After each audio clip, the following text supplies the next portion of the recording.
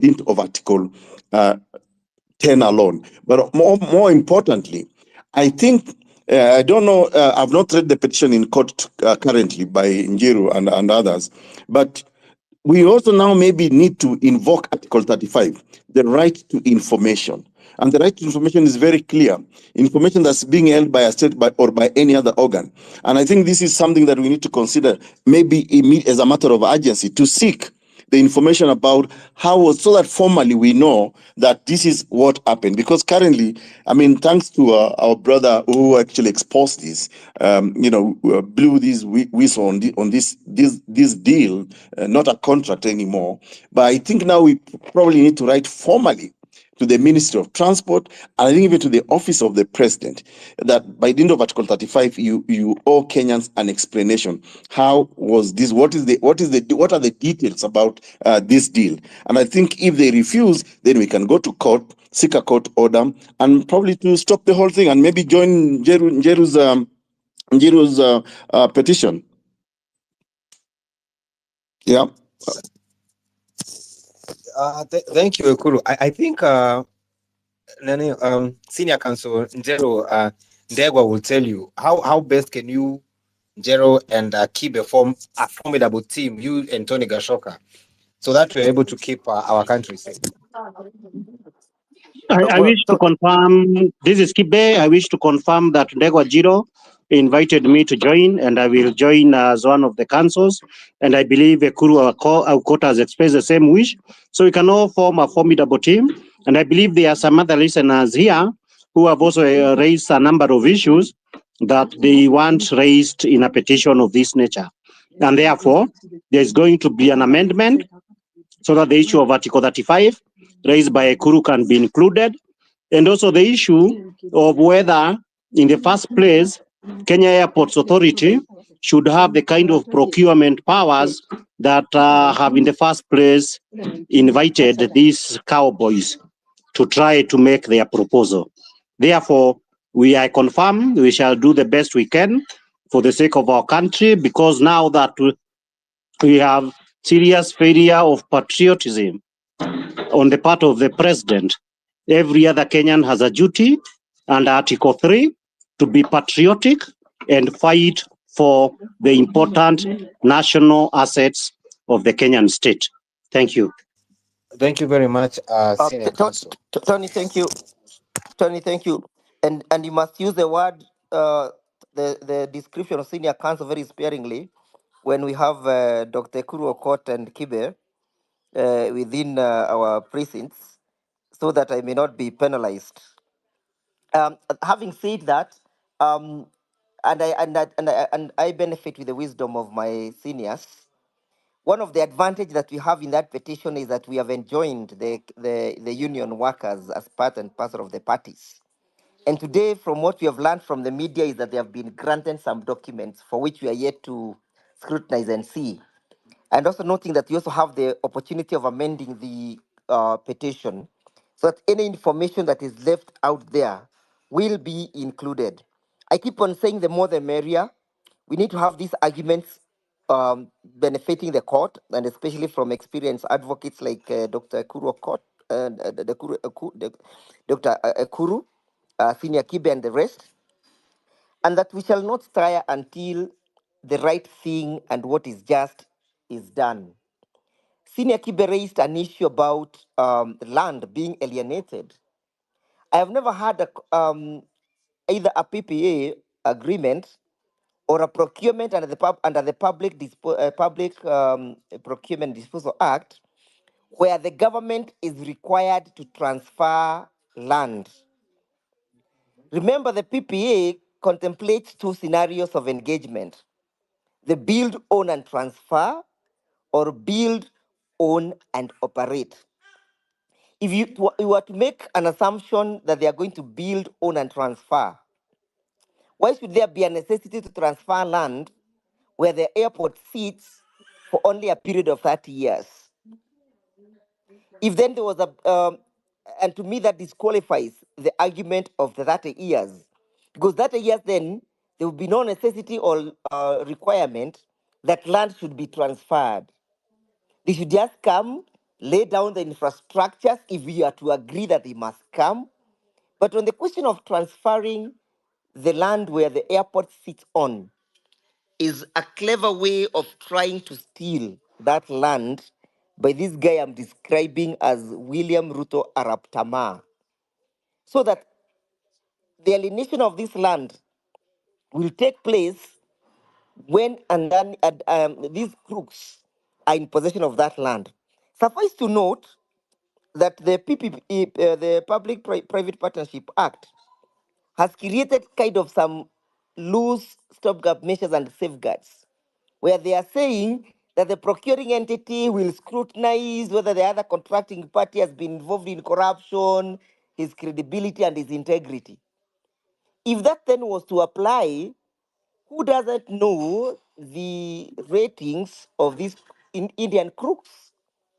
So to me, Mr. William Ruto Arap Tama has high affinity of those people who have questionable character.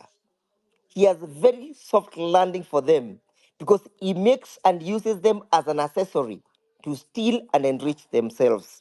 I pen off and still continue participating. Thank you. Moiro, you have something you want to say? Yes. So in regards to the news anchor in India that I reached out to, my last communication was this morning, and the response was they're very very surprised because initially when I reached out to them about reporting on this petitions that we were filing, according to him, the bosses just lended him a deaf ear and sort of dismissed the story. But after what happened today, where the issue with the airport, now they're regretting that they didn't take up the request when I sent it to them. But they're also working on currently, like right now, taking up the story and doing full report, because initially we realized that we need to exert more pressure too in India, and if we can have the press working with us in this manner would be of great help. So anyway, as we proceed, we have, besides the lawyers that we have present and Tony, we have a lot of speakers who have questions. So I'll have Marable, please take up 3 minutes in regard to this issue, ask your questions and make your comments, and then after that we'll have Dr. M, and then from there on, we'll start approving new speakers. But please just stay in topic and just take up 3 minutes. Thank you. So Marable, please proceed for 3 minutes. Thank you very much, Mweru, and allow me to appreciate you because you've really brought out some things which we wouldn't have known without you reading. Number one, my question goes to Ndegwa specifically. We deal in a precedent system whereby we judge things according to past judgments. Is there a precedent for PPI cancellation in Kenya right now or within the Commonwealth that you can refer to? Second question, I hope you have a pen because I want to ask like 4 questions and rest my case. The other question is this: I've seen you've mentioned the Attorney General as part of your respondents. Is it number 4 or 5? So, what is the function of the Attorney General in a PPP procedure? And was the Attorney General of Kenya, in your knowledge, available when this PPP and Adani deal was being made? Lastly is, if for instance we are saying we don't have money to develop JKIA, what would be other methods that we can use to generate income or to generate money enough for us as the citizenry to develop JKIA without having it alienated? Lastly, let me thank Ekuru Okot. I'm still waiting for your book, Punguza Mzigo. I've waited for that book for years, and I expect you to write that book very soon because you're one person with enough resources and enough resolves to change this country by just writing something about what you've seen. Lastly, if the law is defective, and I heard Njiru say that they changed the 2013 Act but with the 2021 PPP Act, so I'm assuming that it has defects. So are you thinking of reviewing the law? Should we review the law, or will we continue with the PPP Act 2021 as it is? Thank you very much for the time, Anthony and Mweru. Thank you very much.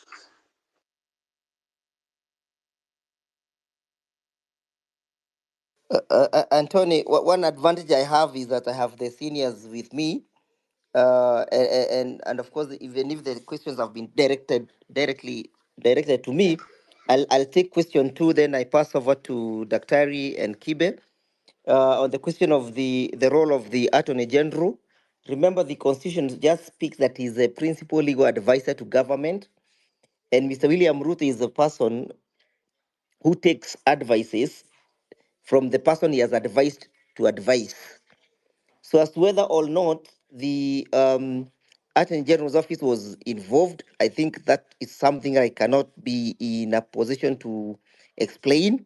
But ordinarily, when you have matters involving government, the Attorney General, being the principal legal advisor and representative of government in civil suits, then is always very much advisable for you to enjoin him or her in the proceedings. I pass over the first question and the other questions to Daktari and Senior Kibe.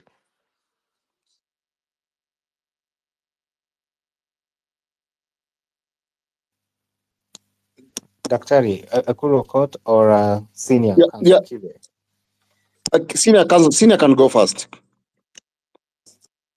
I think Akuru, I didn't get the questions because he had said that he's asking Ndegwa Jiro, unless you tell me the question that I should respond to. I didn't get it very well.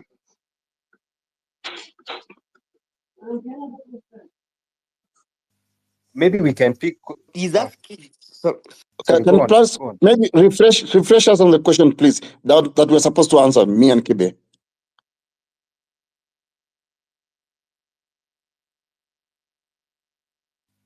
Council Ndegwa, you can refresh, or I can request the person who has to DM me the question. I think that would be the latter would be appropriate. Okay, let me do that. But meanwhile, as I do that, we can be getting some more questions. Yes, so Dr. Milton, go ahead, please, for 3 minutes. All right.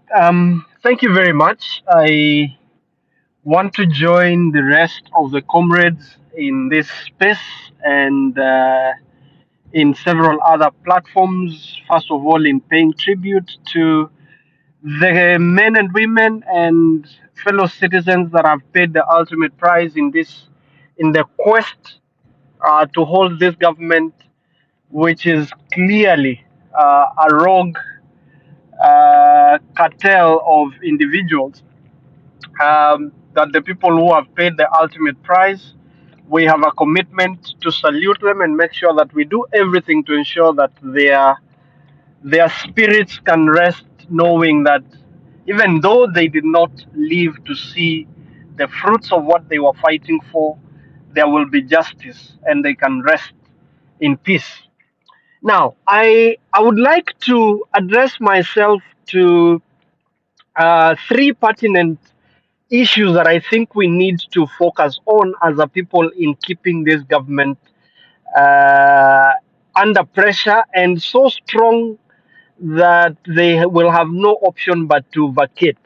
So, number one, when you look at how the Adani group deal was entered to, one of the questions that we must ask ourselves, and perhaps without appearing to be watering down what Senior Ikuru and Kibe would speak about, the role of the Attorney General and the company secretary for the Kenya Airports Authority, the CS as the chief policy advisor to the presidency, and even to some extent the Solicitor General.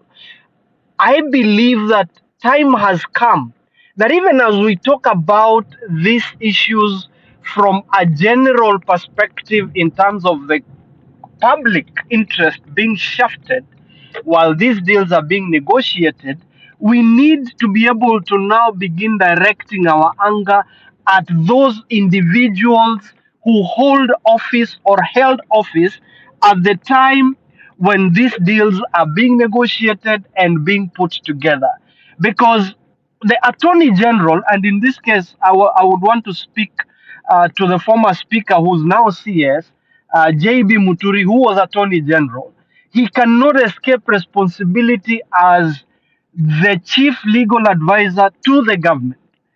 The Solicitor General cannot escape because they have a duty to ensure that there is public interest and value for money is at the heart of every deal that is entered into. The CS, as the custodian of policy on behalf of the people of Kenya, has a duty, an obligation to tell the Kenyan people what happened. And then there is, at the institutional level of Kenya Airports Authority, there has to be a level of responsibility when it comes to the corporation secretary, who's the chief legal advisor of KAA. What do these people, what has their role been all along? And I believe that time has come for the Kenyan people to invoke the power that is inherent upon them to call these people to account. And in all these petitions, I would want to submit that they need to be parties, respondents in these cases in their individual capacity, because they took office and swore, took an oath to perform the functions that are spelled out in the constitution as to when situations like this arise, and therefore they cannot escape. So as we move on and agitate, I think we have a duty to bring them to account in their individual capacity. That is how we are going to ensure that people don't just masquerade, don't just say, okay, it is, I have advised, and therefore it is up to the people to take advice or not. What do you know? That is negligence, and it is unacceptable in the circumstances. I want to move to the next point that I would like to make in this sense. While we are holding these people accountable, we also need to remember that we are dealing with a presidency, an occupant of office, where such a deal could not have happened without State House and the brokers and the people who purport to be close to the presidency must have been the initiators of this. And we need, therefore, to know what happened. How did all this start? Who are the proxy companies that are involved in this deal? We have seen the Ketraco letters that were being done. Who are these? Who are the shareholders? Who are the directors of this company? And how did all this come into being? That is how we also need to look at that. And Kenyans who have information, we want to plead with you that please, from wherever you are, as a civil servant, as a public servant, please share that information in confidence, and so that we can be able to reclaim our country. This is just one of the many deals. And I think this calls for an audit, a detailed audit of every single deal, every single decision that this government has made since William Ruto was sworn in. Because this, I mean, our country could have been sold. We may be talking of a country, and every single deal that or decision that has been taken is, smaller, different levels of the Adani Group deal. We need, and I think Council, Ekuru, Kibe, and Ndegwa, and others, we probably need to contemplate an institutional framework where we research on every single foreign trip, every single decision that has been taken by this government, and audit what has come out of those decisions and what is in it for the Kenyan people. I am really, I shudder to imagine what else could be happening with all the construction deals, all the mega projects that we are being told about, all the bags of goodies that we have been lectured to by our brothers Dr. Milton. from the government. Yeah, I'm landing. I'm landing. So I'm just calling upon all of us to take it upon ourselves and push, audit every single deal, every single decision, and so that we can be able to audit this government, because clearly they are up to no good. and they could be auctioning our country, and the only thing they are keeping us busy chasing rabbits when the antelopes and the elephants are somewhere, and our country is gone. And lastly, I would like to personally reach out to the council here, and I would like to join in the petition, not just this one but many others, so that we can be able to articulate the issues and be able to hold these people into account. Thank you very much, and let this continue. Let the pressure continue increasing. May God bless you all. God bless our country. Thank you, Dr. Milton. And you've asked some very good questions. And one was actually one that was asked by Marabu Stock. Is there a possibility that we can either cancel the PIP done by Adani or renegotiate it? That was his question. And the role of the Attorney General in all of this. So are we focusing on the wrong people? Do we need to now look at the role of the Attorney General and the Solicitor General in all this? And the last question Dr. Milton asked about the deals that the government of the day takes on behalf of Kenyans. Councils on this panel, could we be ending up with another SGR where we don't know what was signed, the cost and everything, and we are just told we need to pay? I think we start with Senior, then Ekuru, then Ndegwa, in that order. Yes, let me start off with the issue of the Attorney General. From the facts that I am aware regarding the JKIA, it would appear to me that the principal actors appears to be the minister who was responsible for these matters of transport, and the JKIA individuals, either the entire board or some of them, together with people directly associated with the President of Kenya. To some extent, there are some facts indicate this matter was presented to cabinet, but meetings of cabinet are always done in a hurry. So, but to be able to know that you want the Attorney General to be officially involved, that would have required a process that is a procedural and accountable, so that in the process of it, the Attorney General would give an opinion whether it should proceed or not. But the trouble with the PIP issues is that there is almost an assumption that it is a matter for Kenya Airports Authority alone. But when you cast the question broader and say it is an important public asset, then that is where you would draw the Attorney General in. And therefore, these arrangements of PIP, PPP, some of them can easily be used to rob a country dry, and they need to be re-examined. I believe there is an appeal of that nature. But of course, there is an institutional failure in the sense that under our constitution, the Attorney General, Article 156, on one hand, you say is the legal advisor of the chief legal advisor of the government. On the other hand, you say that is the protector of public interest. On a day-to-day basis, the Attorney General behaves more like the president's lawyer, more than the guardian and the custodian of public interest. So that there is an internal conflict in which individual attorney generals have discharged their role. When you go to Israel, for example, and they do not even have security of tenure, the Attorney General is the one who has been able to ensure that Benjamin Netanyahu is held accountable for his corruption. But successive Attorney Generals in Kenya have always been the president's sycophants. They always take the position of the president, and the general public can go and hang dry.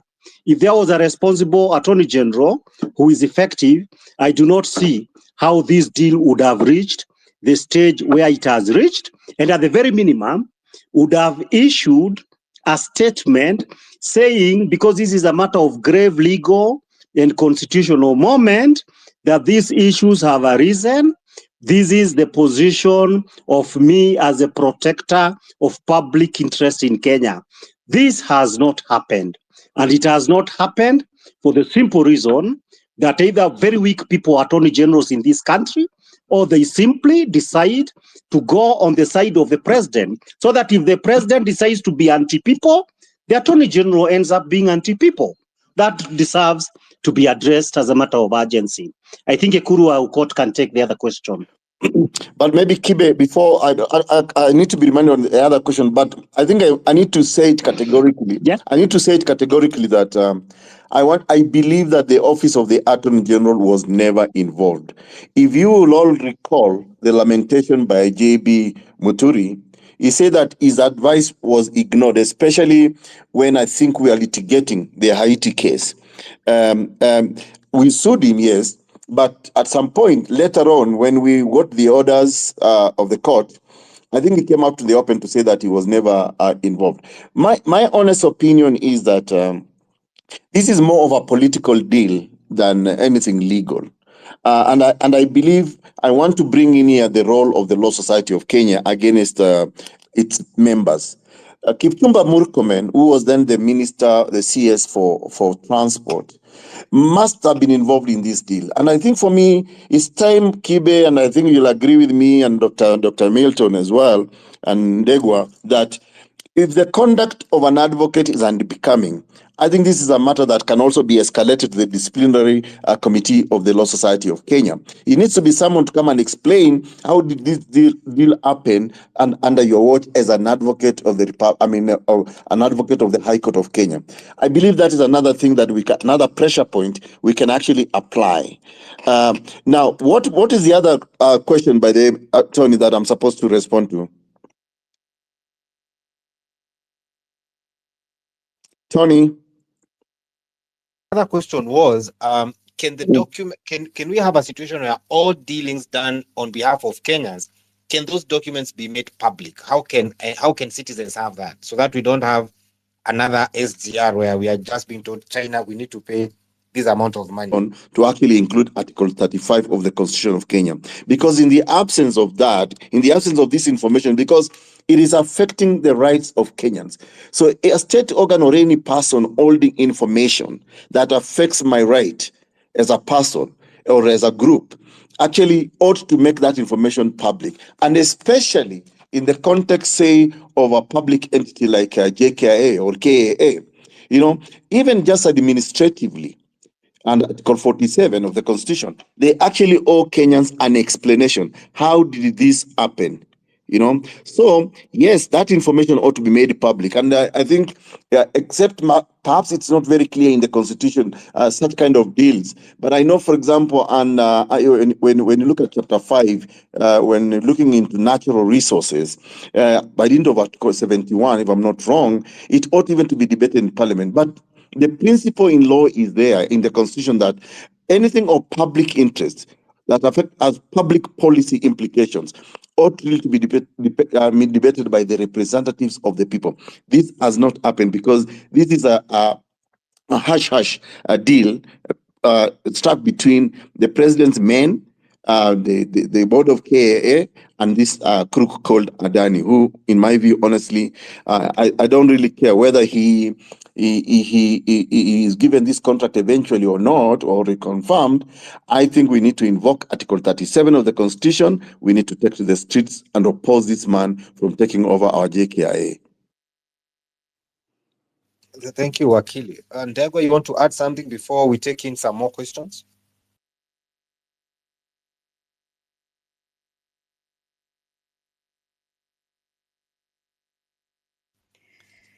Before he proceeds, as we go on with the questions, I would like to mention that when Ndegwa is finished, we'll have Joy. Joy, please keep your submission at least 3 minutes and your questions brief and to the point. And then Joy will be followed by Owiti, and then we'll have Titus before we introduce the new speakers. These three have been here for quite some time.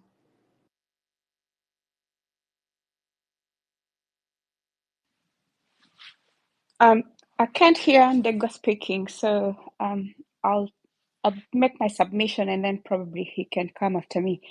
I want to chime in this from the perspective of a quantity surveyor.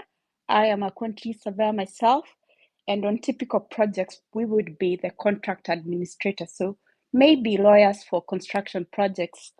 Now, I have looked at the PIP document by Adani, and I do have some questions, very pertinent questions any QS would ask.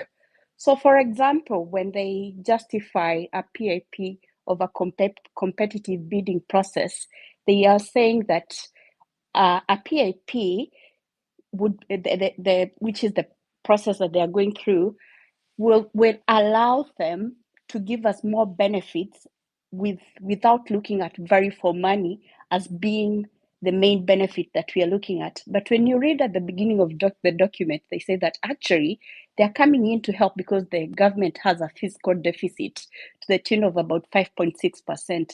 So if actually the reason why they're coming to help is because the government doesn't have money, then why shouldn't the main consideration be value for money? Why should we go through a PIP process and not a competitive bidding process? Because if we went through a competitive bidding process, we would actually get that value for money justification that we'd be looking for. And then again, I think it's actually not factually correct to say that going through a competitive bidding process, the only thing that you look at is value for money. When we score tenders, we score them based on both quality and pricing. And I don't think that them claiming that they're giving us any other benefits other than value for money is correct. Two, they're talking about the time that it takes to bid. They're saying if we were to go through a competitive bidding process, we would need to add about 18 months to the bidding process. But we as Kenyans, if we go through with this, would need to give them our airports, literally hand it over to them for 30 years. What is 18 months over 30 years? Why are we giving away the family silver to people that have got no interest in our children's futures? What is 18 more months to make sure that we are securing the future of our children's children? Number two, the 30 years that Adani would take over this airport for, whatever investment they would make, I can guarantee you, but that by the time they are done, the useful life of everything that they would have constructed would have come to an end. So would literally be back to square zero. Buildings have a useful life. Most of them, if it's very good quality, it will give you 50 years. But after 50 years, actually, it might make sense to knock it down and build a new. So in these 30 years, because I don't think they would actually have anything that entices them to give us infrastructure that is more than the 30 years, would still be back to, because would now be mostly almost entirely dependent on them, would be back to again looking at how to extend that so that they can put in more investment. Because by that time, I would imagine that the public finances that are going to JKIA right now would have been channeled elsewhere. And so it would be a whole other process to try to get the government again to own this asset on our behalf. Now to the question. I am a bit concerned at the speed, and again, going back to the justification that Adani is giving, that 18 months gives us better value because it cuts the procurement period for. I am very concerned at the importance that negotiating deals seems to be praised by the government of Kenya. And I say this because I live in the UK. And when the UK was leaving the EU during Brexit, it was looking to sign new trading partnerships with other governments, Kenya included. Do you know that the speed at which the trading partnership between Kenya, it's called the EPA, the Economic Partnership Agreement, between the UK and Kenya was signed, of all countries in the world, was the fastest. And if you look at that document, sorry, I'm digressing. If you look at that document, there are specific clauses that say that actually, because we are giving concessions to the UK in terms of the tariffs that we are going to charge them, there's some sort of economic disbenefit that this might accrue to Kenya. Why would a government sign that? And then two, when this was signed, people from the Ministry of Trade, I can't remember what specific ministry they were, but they were very proud to have done this in the fastest time possible. So why from the lawyers would like to understand why is time, and is there any legal mechanism that can be put into place to make sure that time is not the only thing, getting things done fast, because it looks like we are losing a lot in getting these things done, because literally we are handing out our most valuable assets, our economy, our economic benefits, just because we want to be seen to be the fastest to do things. Is there something we can do within our laws to make sure that we are not giving away family silver just because we want to be the fastest? Thank you. Thank you, Joy. Now, Mweru, you told me you had the list. So, Joy, what was your question, and which wakili would want to take it? I kind of missed it also. Yeah, sorry. My question, this is more of a general question, and it's not to do specifically with this. I'm just very concerned that, one, there seems to be an emphasis on speed. You know, signing these agreements, and some of them with very that give the country a lot of disadvantages rather than advantages. So the example that I give is that when Kenya was signing the economic partnership agreement with the UK, they did it in record time. I think actually a matter of weeks after the UK left the EU. Other countries took years. For example, India negotiated with the UK that their young people can come to the UK with no visas to look for jobs, you know, for a period of time. Kenya would have done that if they had taken more time to negotiate that with the country, but they lost us that benefit, for example. And in doing that, they also seemed to give away a lot more than what they would have been expected by just a rational person, right? Now, coming back specifically to this deal with Adani, Adani seems to be justifying the use of PIP over competitive bidding, which is what any rational procurement or QS for construction projects would do. You would get many bidders and then have them all do their offers, have them all, you know, submit their tenders, and then you assess those tenders. But they are saying that we propose you don't go through that process because that process adds 18 months to the whole timeline of getting this thing agreed. But if we were to agree this, we would give them the asset for 30 years. So what is 1.5 years over 30 years?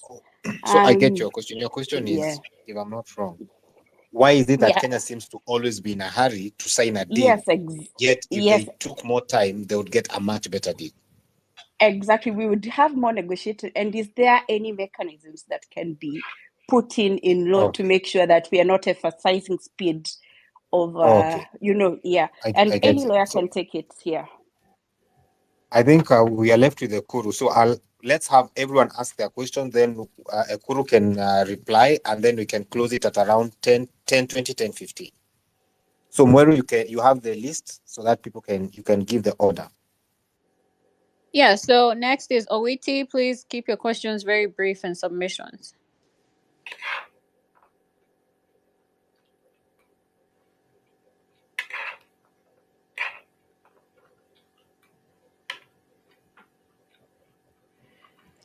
Owiti is not present. I'll have Titus proceed.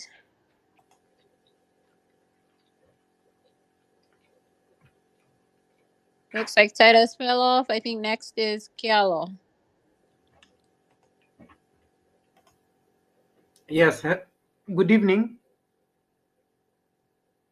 Hello? Go ahead, Kialo, so that we can close up. Okay. I wanted to put the question to my senior, Mr. Ekuru Okot. We wish to make submissions. Let's say one of the advocates that is empaneled to represent LSK wishes to make submissions on the issue of compliance with the PPP Act, and they rely strictly on Section 3 of the PPP Act that introduces Article 227 of the Constitution that brings about the issue of public participation when a state organ, or in this case, a state entity, is conducting such an agreement under law.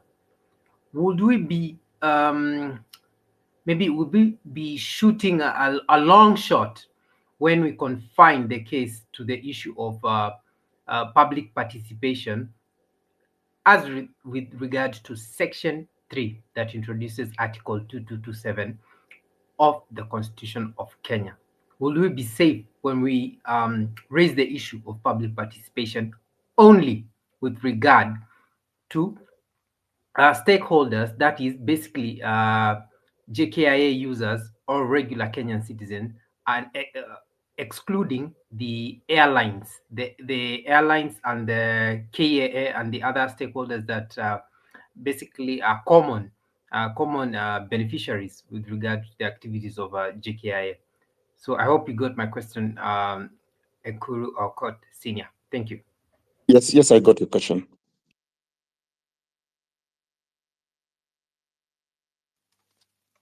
Mweru, who's next? So that Ekuru just answers all questions at once, then we close. Yeah, so next is Nyati. Hi there, guys. Much respect to all the seniors in here who are very academically qualified to dissect the issues in this matter. I've just been reading the document and I haven't really gone so deep. I've got to part E of the document, which states about the Air Passenger Service Charge Act. And if you look at the issues in there, it says that the charge under paragraph A of any external journey, basically there's two parts, an external journey and an internal journey. Before I describe what I'm about to say, the question is, when do they start levying their charge per journey for this agreement? Do they start charging it immediately when they've already made the agreement, once the signing happens, or do they start charging it once they've already advanced the airport and put their money into it and constructed the aerodrome? When do they start charging it? Because according to the document here, 60% of the charges usually go to Kenya Airports Authority, 20% of the charges go to the Civil Aviation Authority, and that is for an external journey. And for an internal journey, 50% goes to the Kenya Airports Authority, 30% to the Kenya Civil Aviation Authority, and 20% the Tourism Promotion Fund. They're actually asking, after that, under the title Observations and Recommendations, to amend that so that they can actually levy the charge according to what they deem they should charge. They say it in Section 2 that Adani Airports, to determine the amount to be levied under Section 3, I'll leave it there, that Adani Airports to determine the amount to be levied under Section 3. And then Part 3, they also say Adani Airports to administer the charge in an aerodrome being operated by it.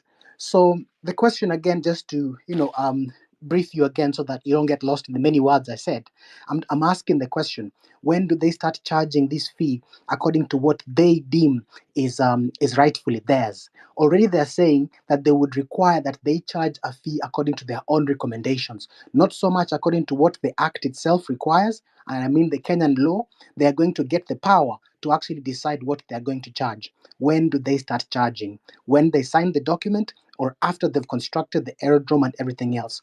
If the former is true, this is a robbery, total robbery. Thank you.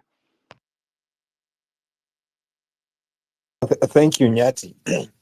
And just to make a request to you, Nyati, I think you've asked some very wonderful questions. If you don't mind, you can DM me so that we get in touch and I can share the same with Tony Gashoka. That way we will not be talking in a hurry. But who's next, Mweru, so that now we conclude? It looks like that's it for the speakers. But one more thing, Nyati, if you can just take 1 minute to please talk to us about the task force that you've also created, because I think this would be a great opportunity. Thank you so much, Mweru. I really appreciate you, Anthony, and all the rest on this panel. I'm an engineer by profession. I'm an electronic design engineer. I'm a principal in that regard. But I'm using my expertise together with another team, a task force of people in the US. There's some people who are in Canada and others in Kenya. These are people in the diaspora who are very technologically vast, who can actually postulate, map, they can structure, they can strategize any agenda towards achieving any initiative that can be used to drive change in Kenya. What we are doing with our task force is that we recognize that political change in Kenya has been very systematic, and it has been systematic such that the succession of power has been from one user to another user, and I mean abuser, one abuser to another abuser in history. It has been tribal, and it has consistently been manipulated to remain so. So what we're doing is we are creating a vehicle of change, which is what we call a war machine. We are actually building something that any person that is politically sort of any political aspirant in Kenya can use to drive change in Kenya, and such that even if they're taken out, even if Morara is gone, even if whoever is leading us changes their mind about what their objective is, the machine stays, the war machine stays, so that this structure is going to be a vehicle of change to cause civic education to get incised all the way to the grassroots. It's going to make sure that all the corruption and graft is completely mapped, and it's going to also make sure that the strategies towards government disbursement of funds is always trickled down to the grassroots, so that every economic funding strategy is felt by the people of Kenya. This is what we are building. We have IT experts, we have AI gurus, we even have data analytics, people who are very good at data analytics, and we have a bunch of lawyers. I'm appealing to anyone that has any skill set that they deem would be worthwhile towards this course to reach out to me, so that we can form this battery of like-minded men who will build a vehicle of change for Kenya, regardless of who chooses to hold political office. Thank you. Thank you very much. So, as counsel and senior counsel on the panel, I think Nyati asked some very good questions. So you can feel free to jump in and just respond to the questions. Then we can wind up. I think I can start off as I make my final remarks. To start off with Joy, because I believe her question was not answered, we have had these problems, what she described as the speed in which we get ourselves into various deals that are disadvantageous to the country. When the history of this country is written, you are actually going to realize that people working in the cabinet and in the Attorney General's office have seriously compromised the interests of this country, because over and over again, they keep signing agreements and treaties that we get extremely raw deal from SGR, from the minerals, titanium, from all these issues to do with our oil, so that over and over, we don't seem to benefit. When the president went to the US the other day, there was talk that the Americans may be given a concession to build an Air Force base in Lamu.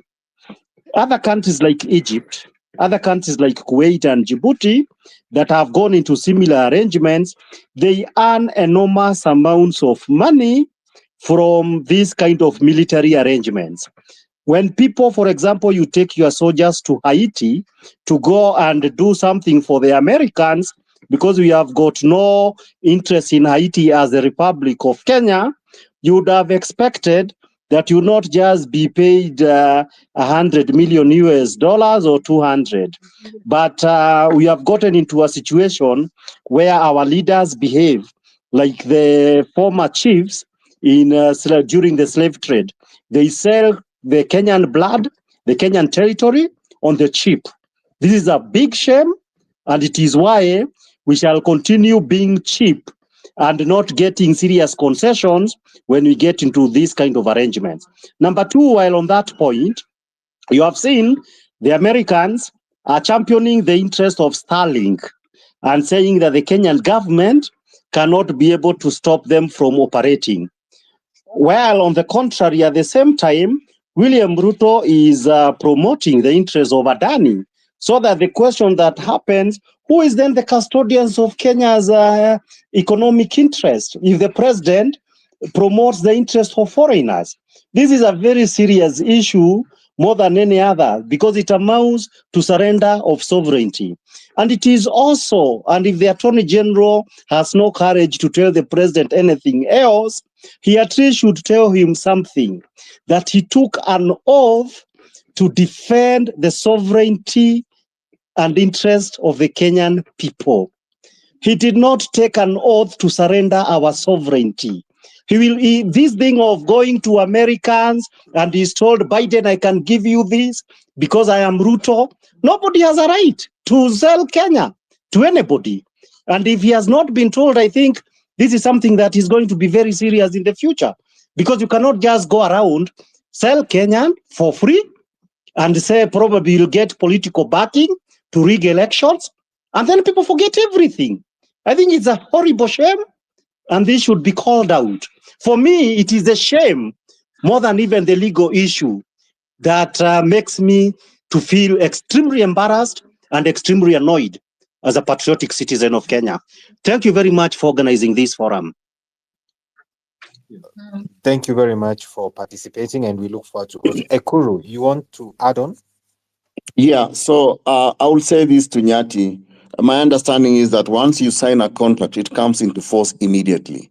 So looking into the circumstances around this contract, as dodgy as they are, I know for a fact that as soon as they take over JKIA, those charges will start immediately. Because remember, we are dealing with a rogue businessman, and also we are dealing with a rogue regime. So I do believe that once they penned off this contract, the charges will be effected almost immediately. So it is actually what we call the enforcement of contract. So you sign, it starts kicking off. So yes, it's a robbery. But secondly, I think it was Nyati who asked the question about Article 3, Section 3, invoking Article 227.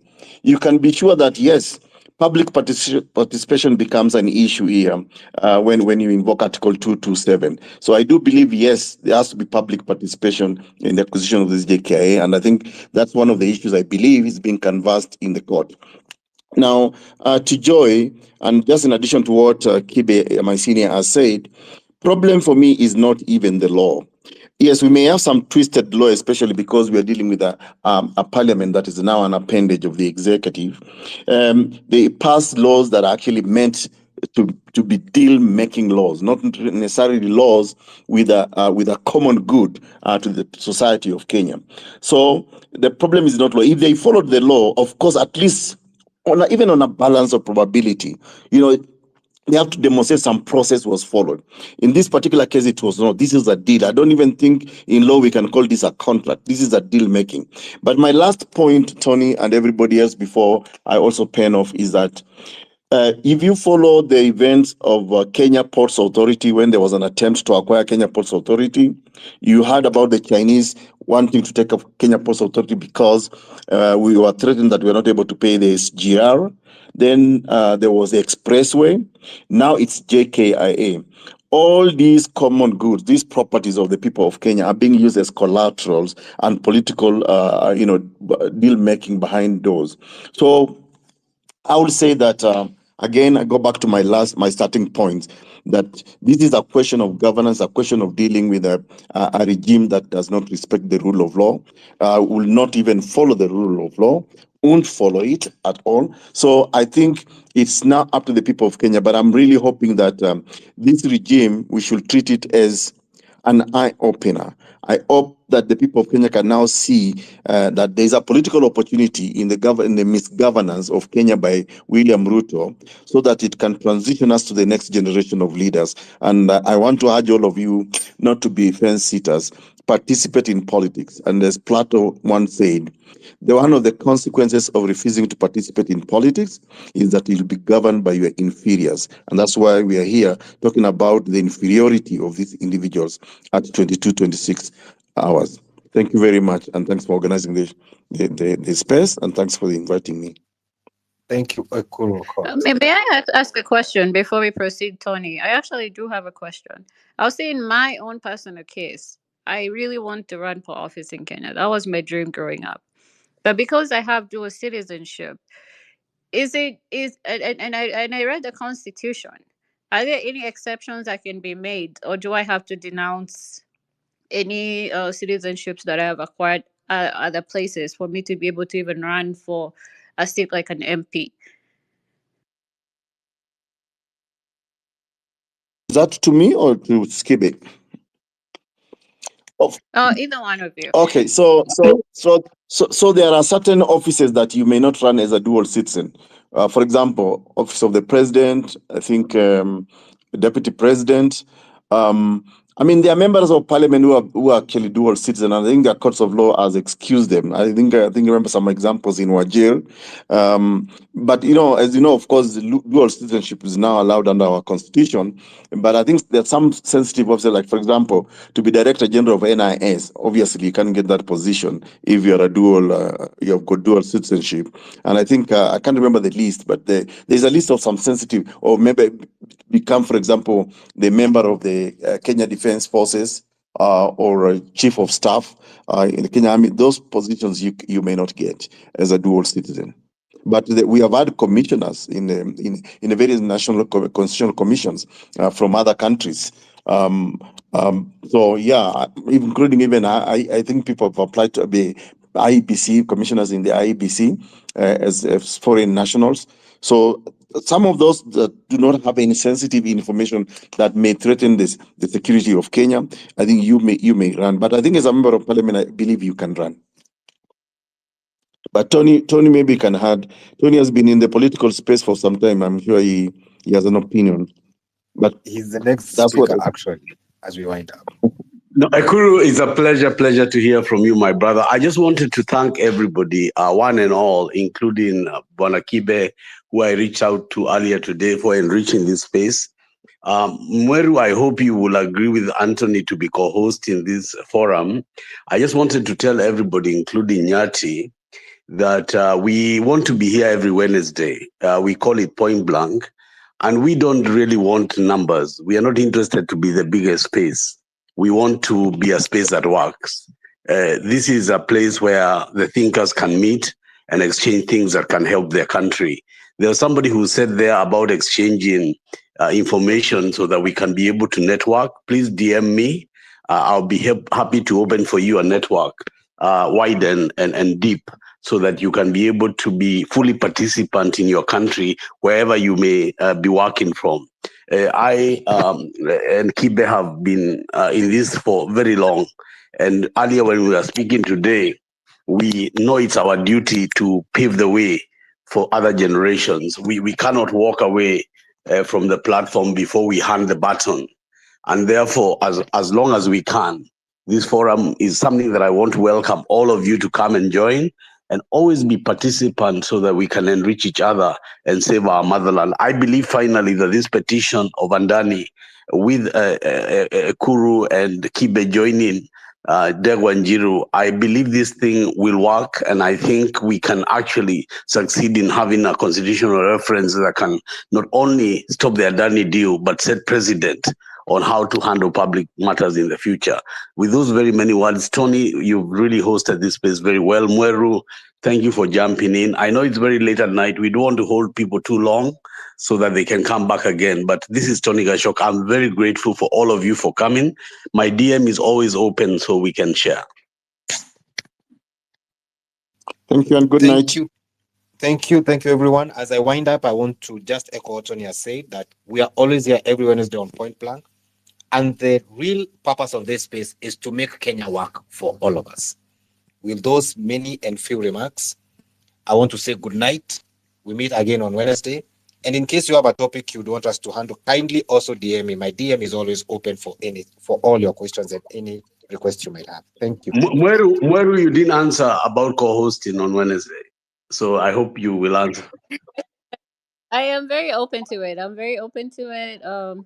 I believe that this is an opportunity where we'll not only provide a lot of education, but I like the fact that it's geared towards actions. I've seen the petitions that have been filed.